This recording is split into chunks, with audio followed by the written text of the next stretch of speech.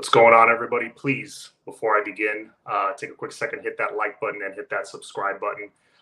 We are here for some quick recruiting talk. Since I've been on, obviously, we have a new addition to the class, Elijah Lofton, 6'2", 225, 230 pounds. Not the biggest tight end in the world, more of that H-back mold, and draws a lot of comparisons to former Cane Brevin Jordan. If he plays anything like Brevin Jordan and if he can stay healthy, that's fantastic, because whenever Brevin was healthy and on the field consistently, it meant good things for our offense. When he and De'Ara King were playing together, that offense was different. It operated at a much different speed. So if he can give us that kind of production, it is a welcome addition. So Elijah Lofton, welcome to the U, welcome to the family. And tell me in the comments, what do you think? What do you guys think about the acquisition of Elijah Lofton? I know it's been talked about. It's been a name that's been thrown out there for a while now, since last week, especially that a lot of smoke around that name that he might be committing any day now. Finally, he did commit from same high school as Brevin Jordan in Las Vegas, Nevada. Let's talk a little bit about him. He's a little on the short side, 6'2", 220 pounds, but very smooth route runner, excellent hands, and fantastic, like A-plus elite blocker. Now, something I've noticed with Coach Cristobal and the staff when they're looking at receivers, running backs, tight ends, especially tight ends, they go after guys that can block. That is paramount. That's important. That is like a requirement for tight ends on this team. So I like the pickup. I like the tape. Obviously, he's a blue chip prospect. They have him rated pretty high. And I think he's the #1 player in the state of Nevada, which is saying something because there's some great players out there. Philly Kane, welcome to the show. Thank you. Thank you for being on. So, we did need to fill that need at tight end for this class. And we're going to talk about needs across the board for this team, because now that's commit number 11 for this class. So we're going to go over position by position with the 15 or so spots left on this class. I don't know the exact number. I know it's 25, but it's never exactly 25. You know how it is. So we'll go position by position and see how many, like quarterback, how many more are we going to get? Running back, how many more are we going to get? That kind of thing. What's up, Mitch? I don't know him much, but if you get the #1 player in any state, it's not a bad pickup. I watched Steve-O's breakdown. I did as well. He's a ball. Yeah, the dude, they talk about guys on the D-line having a motor, and this guy reminds me a little bit of that. He's a dude that has a motor that won't quit, but on the offensive side of the ball. Amazing blocker. And his strength, I think, is his biggest quality. They talk about how much he benches and how much he squats. The dude has D1 like man strength already at 17 years old. So that is a welcome addition, of course. We want to be a more physical team, a more powerful team at the point of attack, and this definitely helps with that. When you're looking at a young man's huddle tape, and the first 3 or 4 clips of his huddle reel are of him blocking, and he's not an offensive lineman, that should tell you something, because usually the first 3 or 4 clips are his best clips, and they're all of him blocking. Not that his receiving is anything subpar. He's a smooth route runner, deceptively fast for having a thicker lower half, great hands. There's, aside from maybe a lack of height, there's nothing I dislike here, honestly. What's up, Lex? Yes, please, everybody hit that like button. By the way, Mitch, who's always in the chat, always on the show, and I know he's on the chat on the other shows as well, was kind enough to work on something for us where he compares the height and weights, the average height and weight for this year's team and teams of the last 3 or 4 years. I will DM you, Mitch, because I have an idea to build on your idea, so we'll talk later. But interesting stuff. So yeah, Elijah Lofton, great acquisition there. And like I said, we have 11 in the class now. 15 or 14 roughly more to go, I think, in this class of the high school kids. So I'm going to go position by position. I'm going to start with the quarterback. You guys let me know. I'll let you know what I think, how many more we're going to get at each position, and throw out some names of guys that you think most likely are going to be in this class. So we'll start, obviously, most important position on the field, we'll start with quarterback. So at quarterback, we've already got Judd Anderson. I like the kid, 6'7". He's a little bit more developmental, but even as a 3-star recruit, from what I hear in camps that he's been participating in, the dude can let it, when he decides to let it rip, he has an absolute cannon for an arm. At that height, I mean, that's to be expected. But you got Judd Anderson. I think we're going to get just one more quarterback in this class. Of the 15 or so spots left, one of them will go to another quarterback. As of right now, if I had to give my way too early prediction, I think it's good. I think we're going to find a way to flip Colin Hurley. I really do. He's at the Elite 11 camp right now, doing all right over there. Remember, he has reclassed from the class of 2025 to the class of 2024. So really, he should be going into his junior year of high school. He's going into his senior year. The dude has developed like an insane amount the last couple of years. I remember starting this channel back in 2020. And in late 2020, I think he was finishing his 8th grade year after leading his team to a state championship. And he, like time flew like that. It feels like he was still like a freshman or a sophomore. But yeah, it's now his turn. It's now his class coming up. He reclassed to 2024. And right now he's rated as a 4-star recruit. We all know, like we talked about it on all our channels, we all know that he has the possibility to be a generational talent for any team he goes to. Obviously, if LSU loves him, you know, that's saying something. So I have a feeling that we're going to flip Colin Hurley, and that's going to be the other QB in this class. So you guys let me know what you think. While you do that, I will jump over to the running back position. Now at running back, we have officially one commit. We have big recruiting visit weekend coming up now. That's starting as we speak. I know Kevin Riley is part of that small elite group that's visiting this weekend. I would love him to be on this class. I've told you guys that my feeling is more, my gut is telling me that Jarrett Gibson, even though he's leaning Texas, I think he's going to end up with Miami. It's going to go a lot like Mark Fletcher last year. He's probably going to commit later in the cycle. He's probably going to see how our offense operates. I think someone like Jarrett Gibson out of the backfield will be a matchup nightmare against any defense, especially in the ACC, with Shannon Dawson running our offense. So I would love to see Jarrett Gibson. I think he will fit like beautifully in this offense by next year. So I think we take one more running back besides Chris Wheatley-Humphrey. We already have, in my opinion, an elite back in Chris Wheatley-Humphrey. So you got him. Ignore the ranking on him. He is not a 3-star. That is absolute nonsense. His rating will go up. Just like, by the way, Vincent Shavers, who's in the class right now, weak side linebacker for Miami Central High, 3-star recruit. He just got his 4th star by Rivals. What have we been telling you? This staff is trying to get in on the ground floor with guys that are late bloomers, which is very smart, because you get in there first before any other team.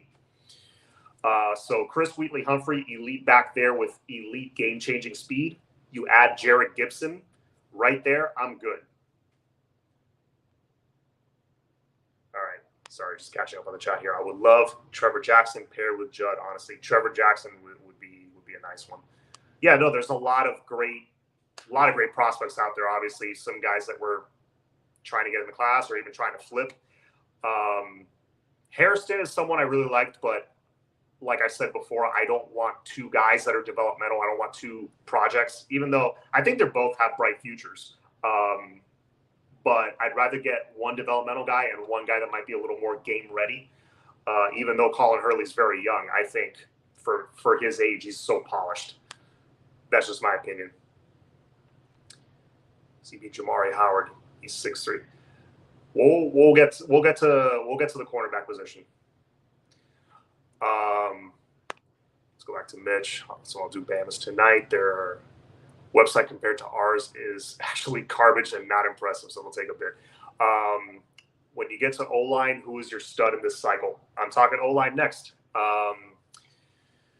So offensive line, it's a little tougher because it's not the crop of last year. I don't think we're going to get the numbers of offensive linemen that we got last year. I'm thinking as opposed to the 5 that we got last year, I'm thinking maybe a couple. And maybe we'll reach into the portal for 1 or 2 guys that are a little more on the mature side and game ready. What about the kid, Alec? Yeah, Kevin Wright. Yeah, I was just talking about him. I would love all 3 of them in this class. I was just talking about, I think just my gut is telling me it's going to be Jarrett Gibson. But if it ends up being Kevin, I mean, Riley is fantastic. I would love to pluck yet another kid from the state of Alabama. We already got Cameron Pruitt the other day. So yeah, that's my thoughts on him. I think he's very, very good back, and he'd be a welcome addition, obviously. But yeah, I'm not going to spend too much time on O-line. Those are my thoughts. I think we're going to go maybe a couple in the portal, maybe a couple out of high school. I do like the kid that's visiting this weekend. I'm filming this on my phone, so I can't look it up right now. He's visiting Washington next weekend. I believe he's one of these Samoan dudes. I cannot think of his name right now, but he's visiting this weekend. Like him a lot. He's an interior lineman, like 6'4", 310 pounds. Already looks the part physically. So give me him and, a couple other guys, and I'm pretty set. I'm confident with the guys that we got last year, what Coach Mirabal and what Coach Cristobal are going to do with those guys. Next, wide receivers. Oh, before I go that, Penn State just had a decommit at O-line visiting this weekend. Okay. Very nice. So, wide receiver. So we got, yes, perfect timing. Chris Gons. Yeah, JoJo Trader would be my number 1. 2 years ago, we had a guy that was our can't miss guy out of our own backyard, and that was Wesley Bassane. Thankfully, we did not miss on him. Even though he's a bit undersized, he's 6'1", 210. People are saying 220. I don't know if I buy that. He's probably around 210, 215 at the most. That dude's different, though. We could not miss on Wesley Bassane, and we got him.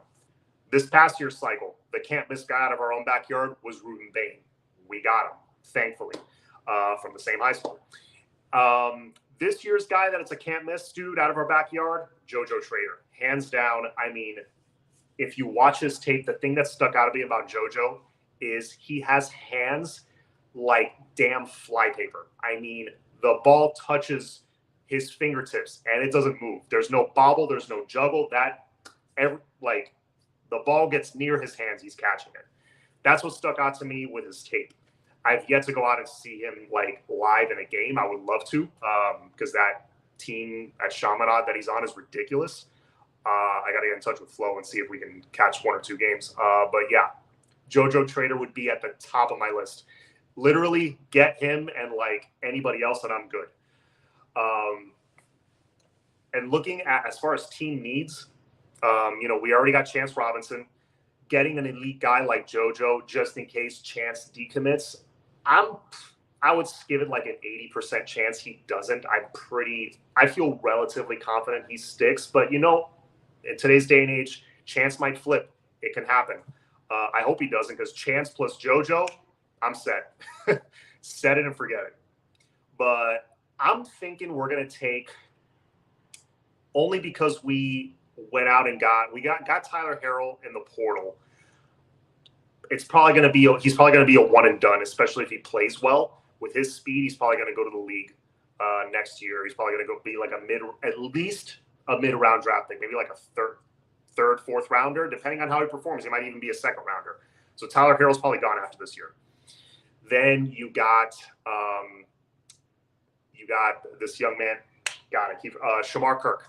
I always blank on his name when the camera's on. Shamar Kirk, very shifty, very quick, very fast. We added 2 guys with fantastic speed. he might also be a one and done guy. So after that, who you got? You got Kobe Young probably coming back another year. You got Jacoby George likely coming back another year. And then you got Ray, you got Xavier Restrepo leaving. I'm thinking we probably go 3 high school receivers, maybe 4, or 3 high school receivers and another portal guy just to add some experience. But, I mean, literally, you give me Chance and JoJo and anyone else, I'm good. I'm good. Redding. Yeah, Redding, I think, does have one more year of eligibility after this year. Brashard Smith, yeah, that's another one that comes back. So we don't need to get, I don't think, a ton of numbers. I think if you give me like 3 high school guys and a portal guy, we're pretty good next year. That's assuming Jacoby George and Kobe Young don't have monster seasons and decide to leave. Isaiah Horton, another guy. Thank you, Terry. Ray will be starting this year. You can take that to the bank. I don't totally disagree with you, Den Canes. Maybe not to start the season, but I'm thinking by November, yeah, Ray's your starting slot. He's that good. Oh, and then you got Robbie Washington too back there. So you got some numbers right now. You know we're okay there. I think it's not like we got to take 5 or 6 receivers this year. So all right, you got 1 quarterback we're going to take, probably 1 running back additionally. I'm thinking 3 wide receivers. So right there, that's 5, and maybe, I don't know, 3 linemen. That's 8 right there with 7 more to go. So it's perfect, half and half. So 7, probably like a 7 more you can use for the defense. And we've been getting a lot of acquisitions for the defense. Hearing LaWayne McCoy will eventually be a King. LaWayne McCoy is one I feel good about. I know he's committed to FSU right now, but he's still very much keeping his options open. Even if you lose a guy like Chance, but replace him with a guy like McCoy, I'm pretty set with that. LaWayne McCoy, I think, reminds me a little bit of Andy Jean, who's with the Gators right now. He's not like the fastest guy in the world. He doesn't have like the most amazing, I was going to say most amazing hands you've ever seen, but he made that ridiculous highlight reel catch that went viral, so never mind. LaWayne McCoy, he just has like an it factor that you can't put your finger on. He just has that it factor. I can't describe what it is exactly. He's elusive.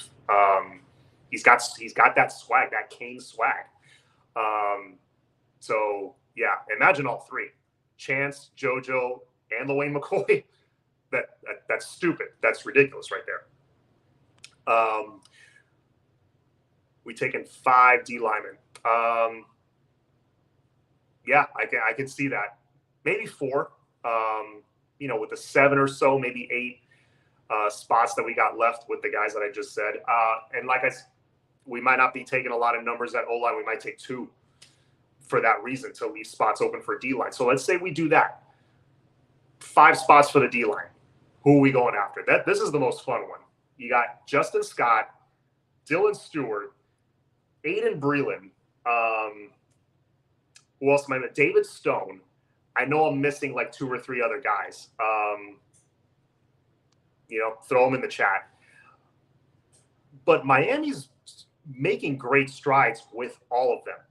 The guys that I feel best about, believe it or not, he might even be the most talented one, or the most talented 2, are Dylan Stewart and Justin Scott. I think are the ones that we're in the best spots for. Let's see. Yep. And God, who am I? Yeah, David Stone. I think he's from the state of Oklahoma, so I think they'll have something to say there. But he's visited campus a million times. I have no doubt that this D-line haul is going to be ridiculous. James Nesta, outside linebacker that I really like. But at defensive line, you already got Dalen Russell from Columbus. Very under-the-radar guy who the websites still have him at like 235, which is hilarious. You just look at his pictures, and he's easily 260. Thick lower half, reminds me physically a lot of Ruben Bain. And he kind of has a little bit of, he's like Ruben Bain light. Dalen Russell. So, and he's still developing. He's another late bloomer that Mario Cristobal saw him. He was like, let's get in on the ground floor. Let's get him on the boat now. So that's one D lineman you got. And then, yeah, you add any combination of the guys that I just said. Give me two of any of those guys. Give me Dylan Stewart and David Stone, just to pick two randomly. Dylan Stewart, Aiden Breland. David Stone. Any of those two, I'm good. Let's go. But that's how I feel about the defensive line. That one's gonna be a party. That's the one I'm most excited about. It's gonna be a lot like the offensive line last year, where we added, in my opinion, the two best tackles in the class, or two of the top three, and then you added three excellent interior guys in Antonio Tripp, Tommy Kinsler, and Frankie Tinalau. Frankie Tinalau, I think it would be the one developmental guy, but they're all huge. They're all 6'5", 6'6", 320, 330. Let's see. Colin Simmons, that's the one I was trying to think of. Thank you. Yeah, Colin Simmons is another one that I feel really good about. So, again, give me 2, 3 of any of those guys, and whoever else to fill it up. I'm good. I'm set. Let's see. So besides wide receivers and quarterbacks pairing up, so receivers ever want to pair up anymore due to less targets and stuff? Just seems like wide receivers, they want to be the only good one, not like other positions, or is it just me? Really, that's a preference thing. It depends on the receiver. Some receivers want to go play with another elite receiver or like an ex-teammate or something. Other receivers want to go because of the quarterback. Some receivers want to go because of the system. And I feel like that's the most common one. Receivers, if they see a system they like, they will go to that system, which is why I feel good about this Shannon Dawson system. By the way, I did finally watch the Josh Pate, Mario Cristobal interview. I know it was 6 days ago, which in today's day and age, that might as well be 10 years ago. 6 days ago is ancient history. But I finally watched it. I know I'm extremely late to the party. I would just like to say, there was no hype there. Mario Cristobal, whenever people are like predicting wins, like what we were doing last year, predicting that we're going to win the ACC and all that, that was all fan-induced. That was all, the critics saying, oh, it's Miami back, and the fans are like, we're winning 10 games. That's all outside noise. When Josh Pate talked to the man himself directly, was very candid, more candid than I thought he would be about like the process of when he has to let somebody go. And you could tell he was kind of talking about Coach Gaddis when he gave his example, when he's talked about something that just he could tell right away it didn't fit.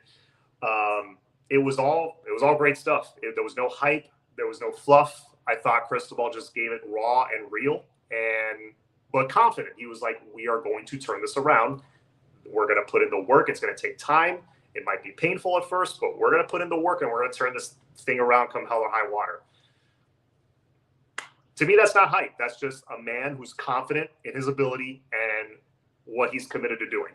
And if you look at who he's bringing in for these classes, for these recruiting visits, you cannot tell me that the man is not committed to improving the talent level on this roster.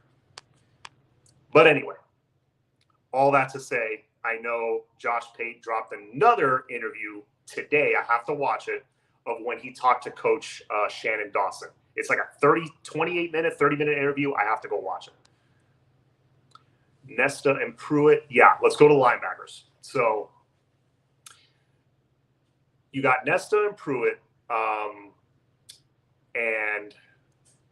Nesta's not in the class yet. TJ Capers, I know someone was asking about TJ Capers earlier. I don't know if he's really super high on our board to try to flip. I haven't heard his name thrown around a lot lately, but Nesta, Pruitt, and I would think at the very top of that list would be someone like Chris Cole, who is the nephew of blanking on his name, Bob Marley's son, of Rohan Marley, former Cane. Chris Cole, unlike his uncle, though, he's not undersized. Chris Cole has great size, and he's another one, late bloomer. He shot up the rankings tremendously. He's like a top 60 recruit now or something, or top 80 recruit overall. So Chris Holt in my board would be at the top of our list, and I think we end up getting him. Nesta, Pruitt, and Cole, I think we're pretty good there. That's another one like the receivers that we've got numbers now, especially if things fall our way as far as like Chase Smith, if he stays healthy. You know, you got him for a couple of more years. You got the dude that we got from Louisville just the other day that Coach Nicholson wanted to bring over in the transfer portal. KJ Clyde, I think was the name. KJ Cloyd. When I've read up on him a little more, I thought, okay, what everybody else thought. He's a depth piece, experienced depth. Hey, not going to shy away from that. That's something we need. But the more I heard about him, it's like, well, he was actually slated to be the starter at the mic for Louisville this year. He was going to be next in line. He's developed nicely, and they like what they saw enough to say, hey, we think you can compete for starting snaps. We think you could compete for starting snaps here. So he's going to be probably Wesley Basaint's main competition. Probably Kiko Mauigoa is going to man the middle. It's going to be Kiko, Wes, and this dude as that third guy kind of rotating in. So we'll see what happens there. But we got some great numbers this past cycle at the linebacker position, so I don't think we need to overload. Cameron Pruitt is a damn missile. Trip and not wrap up like Williams has done. Well, remember, James was developed that first year. Well, it was partially him, and also going for big hits, and also he was developed by that previous regime that weren't great at tackling. But I'm not too concerned about Pruitt's hitting ability because he's an absolute monster. Oh yes, and we still have Vincent Shavers. So yeah, Shavers, Nesta, Cole, and Pruitt. I mean, there you go. Now, I'll need to see how many scholarships we really have available for this upcoming class. If they're they do that thing where they move some around so nobody knows exactly how many spots there are. But that leaves I think a couple spots. We're probably going to go over that for the secondary. But obviously Ellis Robinson, the fourth, is someone Miami is going to go after until the bitter end. We're going to keep chipping away and keep chipping away. If we can impress him on the field, Ellis Robinson, I think, is someone we definitely have a shot at. He's the best corner in the nation right now. He's a Georgia commit. But you never know. We could definitely flip him. If we don't, I like the numbers we got. And we're going after Sione Lele, who is that how you pronounce his name? I know Sione's his first name. Okay. He's the number one JUCO corner, number one JUCO player overall, I think, for the upcoming cycle.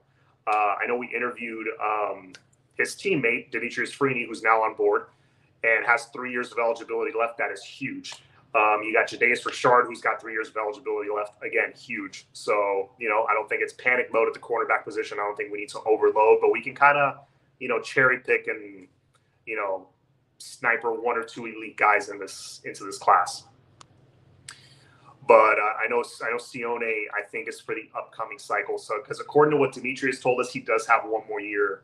I think he does have 1 more year that he has to do at College of San Mateo. But finally, the safety position. This is somewhere where we definitely need to land to hit on a couple of guys because we're a little thin there. I would like to see, with all the corners and slot corners we just brought in from the portal, your Jadais Richards and your Jaden Davises, are we going to move them around? Are we going to switch a guy to safety? Maybe Jadais Richard, who has great size. He's like 6'2.5" or something like that. Great length. Maybe he switches to safety. Who knows? We'll see how guys get moved around to kind of fill spots. But yeah. Zaquan Patterson, that would be my number 1 guy. He just got his 5th star, I think, on Rivals. Dude's an absolute dog. I can't not wait to see what he puts on film for this year because that's another guy that I think is still very much developing. He's very polished, but I think he has a high ceiling. He has even more to go, which is crazy. But Zaquan Patterson, that would be my number 1 target, my number 1 take. Terry's asking, how many do we take at safety, all said and done? I think at safety, I don't know if since we're going to take so many at D-line, I don't know how many spots we have available. I don't know if we can overload at safety, to be honest with you. I think we're going to take, man, I'm thinking here. Because we got Caleb Spencer last year. I know, let's see. And we got Isaiah Thomas into the class. He's probably going to be a safety. I'm thinking probably like 2 more, honestly. 2 more and then maybe a portal guy. Because I think we're going to look to grab grab a couple of really elite names, maybe 3 if we got the room. But Zaquan Patterson, I feel really good that he's going to be one of them because we're in a really good spot for him. Give me Zaquan, a couple other solid guys, develop them, maybe a portal guy, and I think you're set there. But man, I think recruiting is the number one subject that I talk about. And time flies by because half an hour went by like nothing. I intended on doing like 20 minutes. But thanks for being on with us, guys. It's recruiting heating up. We're in the middle of June now, and the commits are starting to come. You're starting to see Elijah Lofton's on board. Cameron Pruitt's on board. 2 very, very, very physical players. I already see that, Mario Cristobal's trying to get players that are cut from a certain cloth. Guys that play, they're good, solid young men, but they play with violence. So thanks, John. Great content as always. I appreciate it. I actually have to go.